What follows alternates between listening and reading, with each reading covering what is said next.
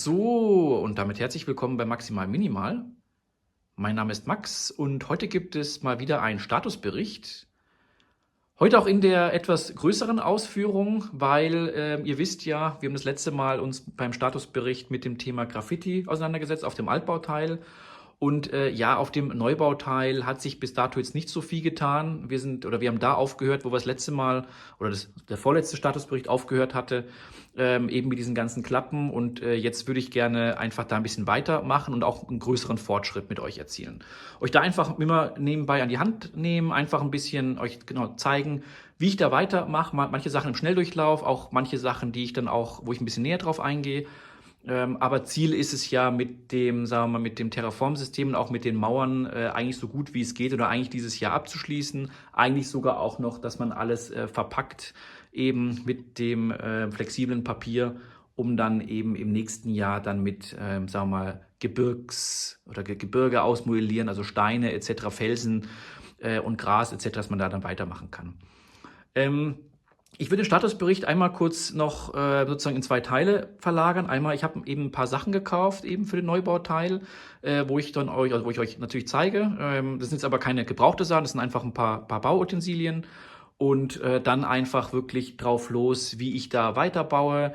Und dann werde ich also auch manche Sachen im Schnelldurchlauf und manche Sachen werde ich euch auch ein bisschen näher detaillierter zeigen. Zum Beispiel, wie wir das Thema Mauern lösen, auch dass wir zum Beispiel überall rankommen, wie wir die ausschneiden, wie man die bearbeiten kann.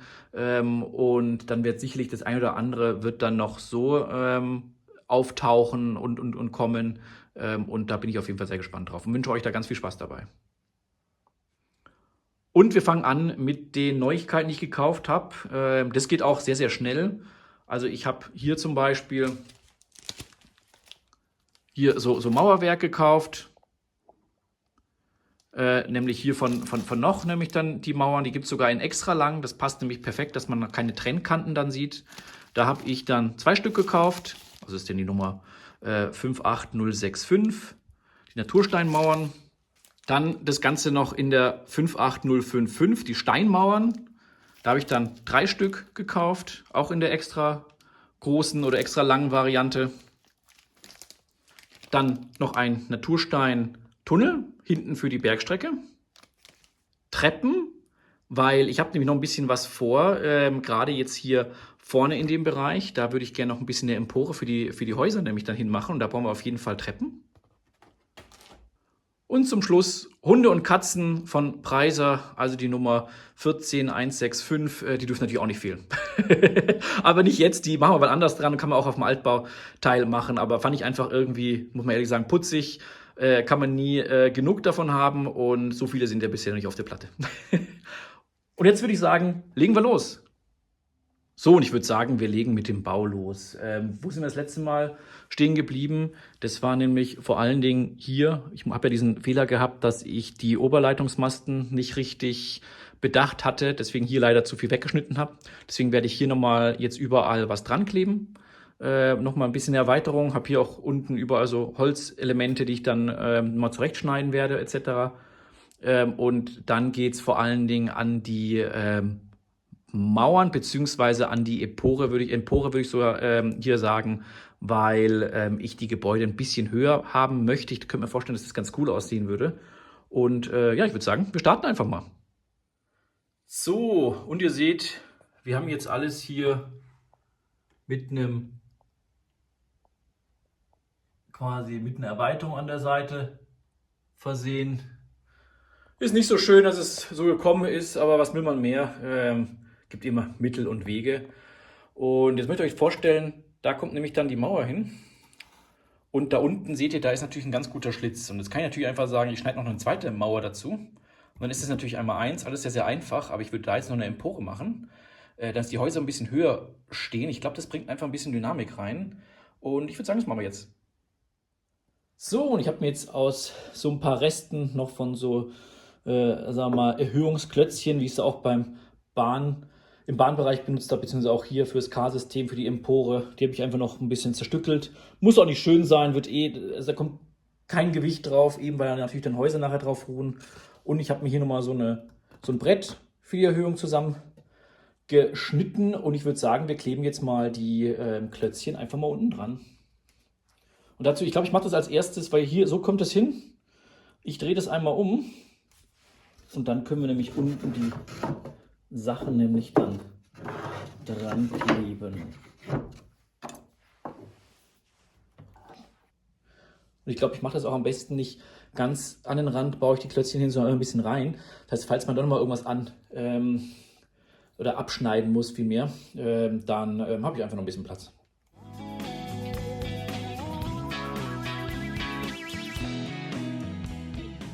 Und dann würde ich sagen, kleben wir das Ganze fest. So, sieht doch sauber aus. Und an der Seite können dann hier sogar noch Mauern schön hin. Da haben wir sogar auch einiges an Platz. Das ist wunderbar. Und dann geht's weiter. So, und jetzt bin ich gerade dabei, mir die Mauern schon mal zurechtzuschneiden. Gerade die eine lange, die dann vorne dann hinkommt, nämlich die dann auf die Empore aufsetzt, wo die Häuser drauf sind oder drauf stehen werden. Und jetzt habe ich einfach mit einem Cutter und mit einer Leiste oben die erste Steineschicht quasi weggemacht, weil die nutze ich dann immer gerne, die bleibt auch so. Nur die muss ja in einer Art Winkel angebracht werden, weil es geht ja dann hinten runter. Also müssen wir das Ganze dann, hier ist es ja höher oder bleibt es dann und hier kommt es dann ein bisschen runter. Und deswegen, das machen wir, das habe ich jetzt auch hinten eingezeichnet. Das wird man nicht sehen, glaube ich. Wobei, ihr seht hier so eine ganz, ganz leichte Linie. Und da werde ich jetzt das auch wieder wegcuttern und lege mir hier wieder meine Linie hin. Ich arbeite sehr rudimentär, ihr merkt, da fehlt manchmal so ein bisschen der Platz vielleicht von dem Schreibtisch und alles so weiter. Aber habe damit kein Problem. Ich bin einfach ein Kind des Bodens. Schauen wir mal. Dann fahre ich dann mit dem Cutter einige Mal drüber.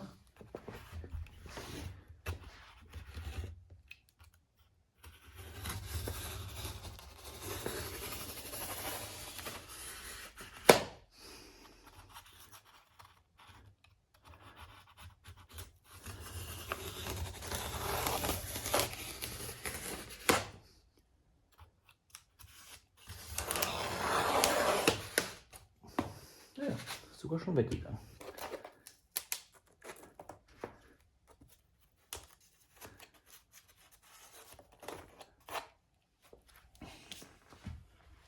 So. Weil die Mauer soll ja unten gerade stehen und die wird ja nur oben angepasst. Und hier geht es ja runter, das passt vollkommen. Und dann, muss man das nicht abbrechen, können wir quasi dann nachher, das muss jetzt natürlich noch ein bisschen, seht, ein paar Lücken sind da, werden wir nochmal wegfeilen.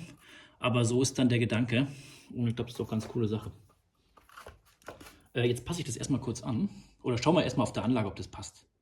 Und wir schauen mal, wir legen mal die Mauer so uns vorsichtig hin. Und das passt doch sehr, sehr gut.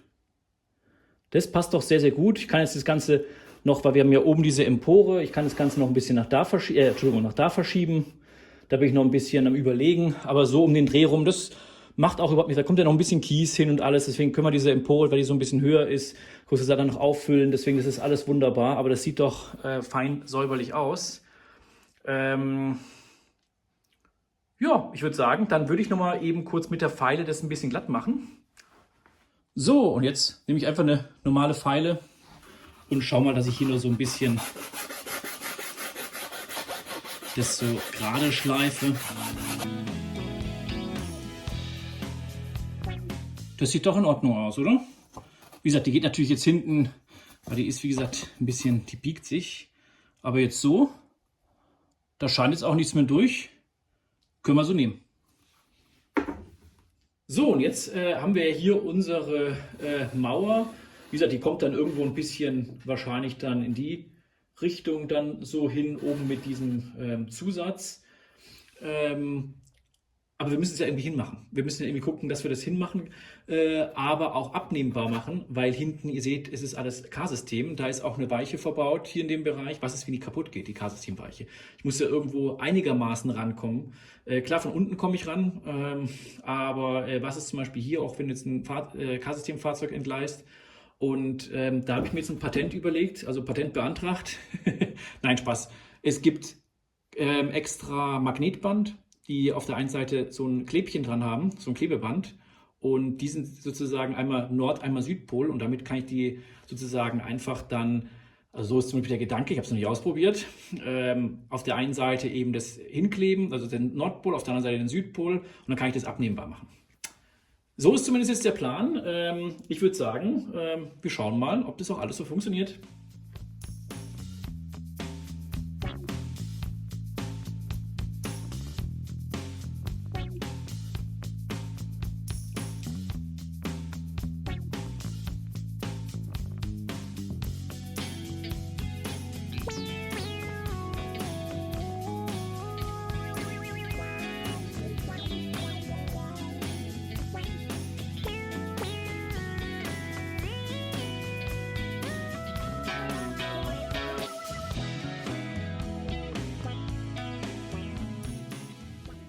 So, und an sich sitzt es jetzt. Hier ist nur, ihr seht, da ist noch ein bisschen Luft, weil sich halt so ein bisschen hier wölbt. Das ist aber in echt, sind die Steine auch nicht immer hundertprozentig plan. Ich werde dann nachher noch mit dem Föhn, muss ich das ein bisschen zurecht biegen quasi. Das macht gar nichts, aber sonst sieht es echt schon gut aus. Also wirklich super. So, es hat sich noch ein bisschen was getan. Ich habe jetzt die Mauer ein bisschen gebogen und zwar einfach mit Hilfe eines Föhns. Und jetzt seht ihr auch, geht ohne Probleme weg. Hier noch ein paar, also ein bisschen so Holzteile, die ich noch übrig hatte, so Holzleisten, einfach aus dem, ja, was übrig geblieben ist vom Sägen. Und dass es einfach hinten nicht runterkippt oder runterrutscht. Und jetzt, wenn ich das Ganze wieder hier drauf tue, dann schließt es ohne Probleme. Deswegen gefällt mir sehr gut. Ja, und ihr seht, da hinten ist noch ein Straßenportal entstanden oder ein Straßentunnel, der eben dann hinten sozusagen da durchfährt und dann unten wieder rauskommt. Und genau, das Straßenportal, der Straßentunnel ist wirklich komplett wieder, so wie bei den anderen, wie ihr es kennt, entstanden.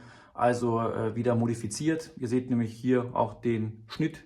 Einfach, dass es ein bisschen kleiner ist, weil es eigentlich normalerweise ein Doppelportal ist, weil die Einzelportale sind dann zu schmal wieder für die Straßen. Und auch von der Höhe habe ich einiges weggenommen, dass es dann auch realistisch ist, weil es kommt ja dann hinten, ihr seht ein bisschen die Schiene, da kommt ja auch nochmal ein Portal, quasi das gleiche, nur in normal für Eisenbahn, also ein bisschen höher und als eingleisiges Portal.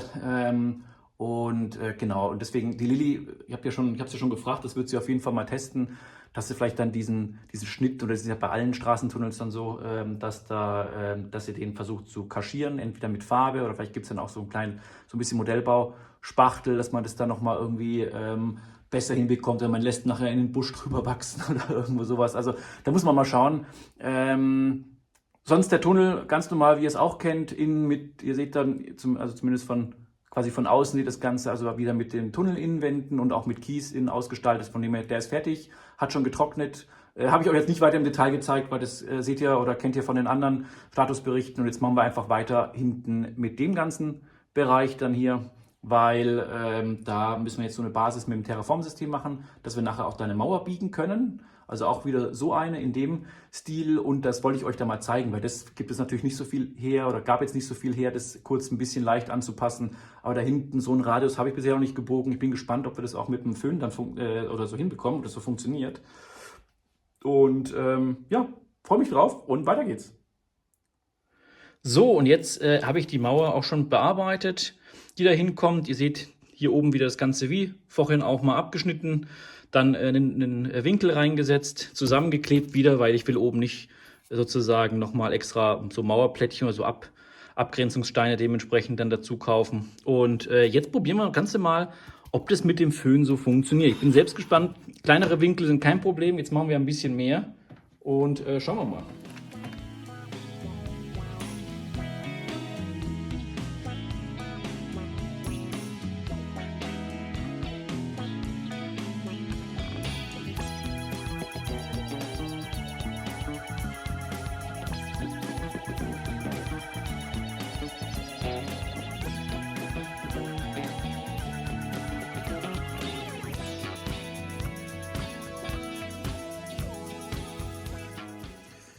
So, wir haben es geschafft. Also es geht wirklich mit einem Föhn. Ein Fauxpas ist passiert. Hinten, entweder muss ich das nächste Mal mehr beföhnen, sagen wir mal, mehr erhitzen, dass es dann nachher sich besser biegt, weil woanders hat es jetzt nicht, oder ist nicht so passiert, obwohl ich da einen sehr, sehr starken Winkel hinbekommen habe. Oder ich schneide erst die Sachen ab, biege die ganzen Sachen dann einzeln und klebe sie nachher dann mit Heißkleber hin. Ich weiß es noch nicht, aber das kann man reparieren, das kann man kaschieren, das gibt es alles möglich, weil das ist ja eine andere Farbe, da kann man auch drüber pinseln dann. Aber sonst, es funktioniert wirklich mit dem Föhn, obwohl dann, glaube ich meine, auf den noch Bildern oder auch noch meint dann eher mit einer Heißluftpistole oder irgendwie oder Heißluftföhn oder wie es dann heißt, dass man das Ganze machen soll oder ist auf den Bildern. Aber es ist gebogen, es sieht gut aus. Außer, wie gesagt, da oben. Aber fürs erste Mal, glaube ich, kann man jetzt erstmal gar nichts sagen. Und dann würde ich sagen, treffen wir uns wieder auf der Anlage. So, und jetzt habe ich doch nicht das Terraform-System hier genommen, weil man hat hier ja oben immer solche Nopsis, wo dann die Stängchen reinkommen. Und wenn ich da zwei übereinander mache oder irgendwie eine Art Bogen, hier mit so einem kleinen, dann bin ich da schon echt viel zu hoch. Weil ihr müsst ja denken, die sind ja dann so, das heißt, man hat ja auch nochmal, gewinnt man Höhe. Und deswegen habe ich einfach Reste, ihr seht, die sind auch kurvig, nämlich von den ganzen Trassenbrettern vom Zusammenschneiden. Und die habe ich jetzt einfach grob zusammengesägt. Wie gesagt, das ist ja eh dann da unten der Unterbau.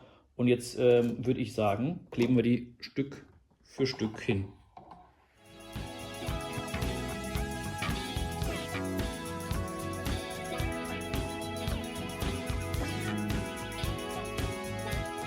So, und ihr seht, ich habe es jetzt festgeklebt und jetzt können wir oben, habe ich jetzt einfach mal die Mauer hingestellt, dass ihr einfach seht, wie ich das vorhab.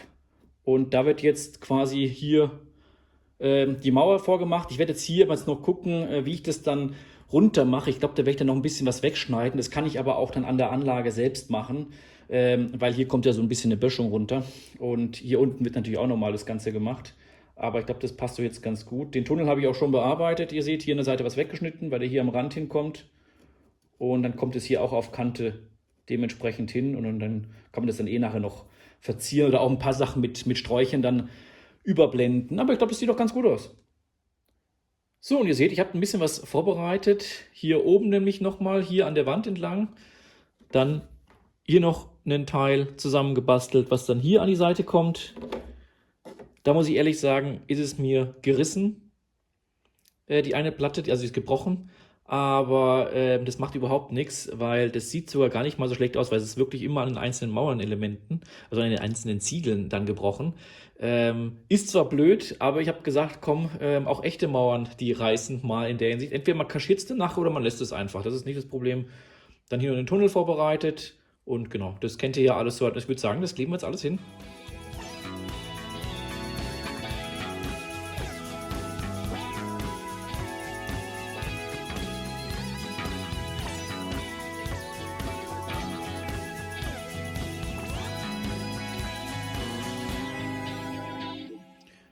So, nachdem alles wunderbar klebt, würde ich sagen, machen wir weiter mit dem Terraform-System.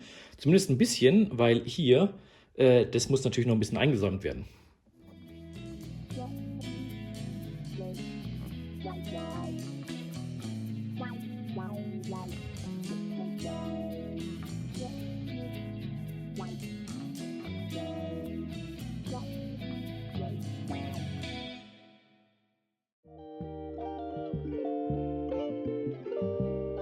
Du kannst mir das eine Ding kurz rüberreichen. Wenn ich hier rumgehe, bin ich dann drauf? Genau. Nein, du bist nicht drauf. Aber das ist ja eh egal. Das ist jetzt ist es egal, weil das kann ich ja rausschneiden jetzt. Es ist nur doof, wenn ich gerade gucke, quasi, wie ich zeige, wie ich das Ganze mache. Und dann auf einmal dieses rechteckige Teil da. Ja, genau, perfekt. Das ist nicht rechteckig, das Dreieck. Dreieckig, Entschuldigung. Das ist ein rechteckiges Dreieck vielleicht. Vielleicht ist es ein rechteckiges Dreieck.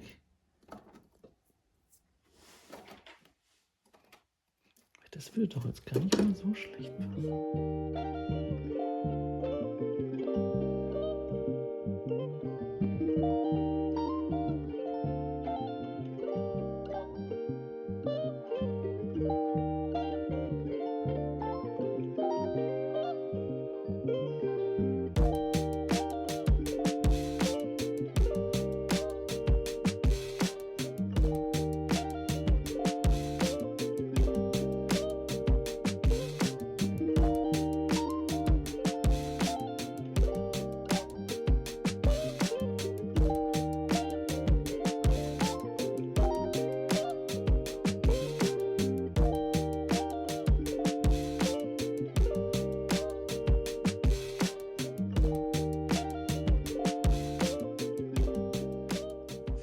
So, und jetzt haben wir doch hier eine schöne, sozusagen so eine schöne Böschung nochmal hingemacht. Ich glaube, das ist nämlich ganz gut.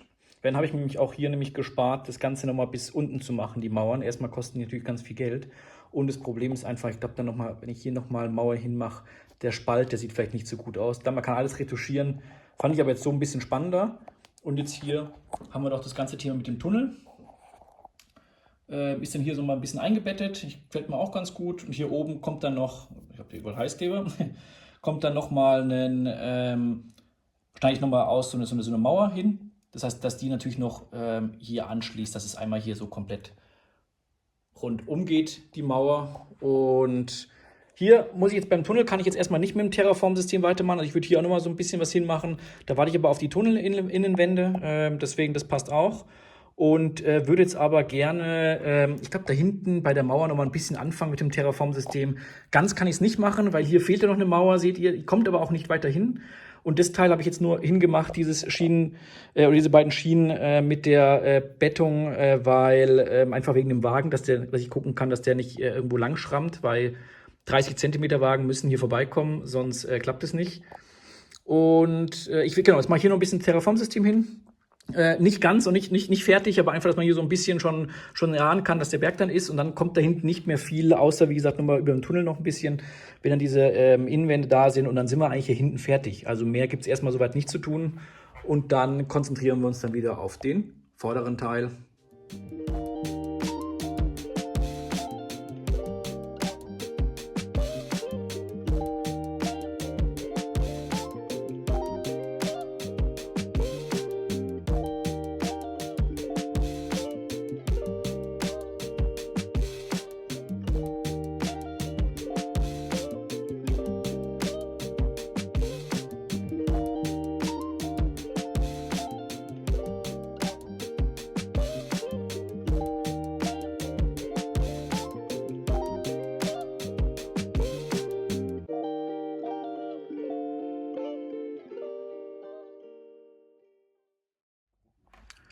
Ja, und ich hoffe, man kann sich so ganz gut vorstellen, weil wir haben jetzt hier dann sehr, sehr steil, geht das Ganze hoch, haben hier die Stützmauer letzten Endes dann und hier ist dann auch eine gute Überleitung, je nachdem, wie hoch dann der Berg gehen soll oder auch da vorne kommen dann die Schienen dann ja oben hin. So hoch sind es jetzt gar nicht dann irgendwie, aber ich weiß nicht, ob man das dann hier noch, wie gesagt, auch richtig Steilgebirge macht oder ob man es ein bisschen flacher macht, dann ist es auch in Ordnung. Dann geht es halt hier wieder über in so einen flacheren Hang, deswegen da ist man jetzt sehr flexibel. Zur Not kann man nachher hier immer noch absägen, auch wenn es dann nachher bedeckt ist. Also das sind jetzt wirklich Kleinigkeiten, aber ich glaube, so gefällt es mir ganz gut. Ja, weiter geht's. So, und Gott sei Dank kam jetzt noch ein Paket passend an, und zwar die Tunnelinnenwände. Die geraden Varianten, die ihr auch kennt. Deswegen die packe ich mal eben kurz aus und die sollen dann hier und mit dem hier quasi dann hier hinkommen. Wobei ich hier merke, weil ich hier auch was vom Tunnel oder wegnehmen musste, kann sein, dass ich hier auch noch mal ein bisschen was wegnehmen muss. Das mache ich jetzt eben, passe es eben an, klebt es fest und dann können wir hier mit dem Terraform-System hier oben auch noch mal ein bisschen den Hügel darstellen. Freue mich. So, jetzt habe ich das Ganze einfach ein bisschen schmäler geschnitten und jetzt würde ich sagen, kleben wir das Ganze einfach mal hin.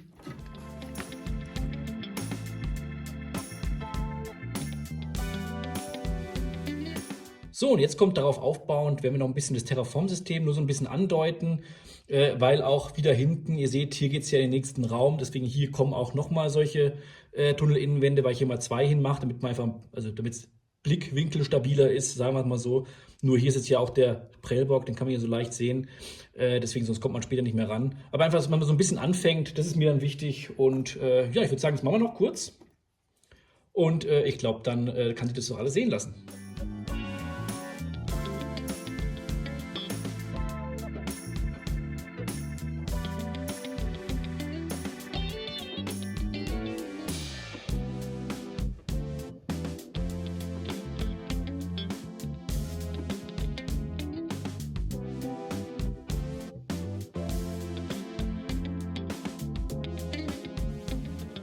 So, und so sieht das fertige Ergebnis aus, immer unter Berücksichtigung der noch zu installierenden Oberleitung. Genau, also ich habe jetzt hier einfach nochmal ein bisschen auch mal einen sehr stark ansteigenden Berg, sehr steilen Berg gemacht, damit es dann relativ analog zu dem hier ist, quasi, dass da wie so eine Schneise reingeschlagen wurde beim Bau der Eisenbahn. Mehr kann ich auch nicht weitermachen, weil, wie gesagt, jetzt hier nochmal der nächste Teil dann fehlt. Aber ich glaube, man kann sich so leicht dann vorstellen und man kann zumindest auch diesen Teil dann nachher ein bisschen verkleiden. Und hier unten, so sieht der Tunnel dann von innen aus. Wie immer, wie gehabt, habe jetzt gerade eben noch Schotter hingeklebt, links und rechts. Das muss jetzt noch trocknen, aber ich glaube, das passt jetzt soweit. So, und jetzt so in der Gesamtansicht, da waren wir vorher und auch oben, alles ist jetzt fertig. Komplett mit Wand, die hier am Tunnel anschließt. Und auch unten war ich jetzt noch fleißig, habe dann hier das alles hingemacht. Und ab da fehlt mir jetzt leider Material, da muss ich noch auf eine Lieferung warten, sodass wir dann hier die verschiedenen Mauerelemente dann noch hinsetzen können. Aber ich glaube, das passt jetzt soweit. Übrigens, das kann man natürlich dann auch abnehmen, weil hier unten sind ja dann technische Elemente fürs K-System mit dabei. Da kommen auch die Stoppstellen, müssen natürlich auch nicht an die Kreuzung hin, dass man hier, wie gesagt gut hinkommt. Und kann es einfach wieder hinmachen und fertig ist es. Ja, es soll soweit gewesen sein, deswegen war jetzt doch mehrere Wochen Arbeit, müsst ihr denken. Das ist natürlich schnell in dem Video immer schön zusammengeschnitten, aber es waren wirklich mehrere Wochen Arbeit. Aber ich habe ja auch gesagt, mein Ziel wäre es jetzt zumindest dieses Jahr dann alles zu verkleiden. Und es könnte auch gut sein, dass wir es hinbekommen. Ich denke mal Richtung Ende Dezember. Bis dahin schaffe ich das auch alles jetzt hier einzukleiden und auch hinten nochmal den Teil da quasi jetzt noch fertig zu biegen, die Mauerelemente. Wie gesagt, muss leider noch warten. Und und ich hoffe, euch hat das Video gefallen und wünsche euch auf jeden Fall einen wunderschönen zweiten Advent, einen schönen Moba-Sonntag und lasst es euch gut gehen, gell? Bis zum nächsten Mal. Macht es gut. Bis dahin. Tschüss.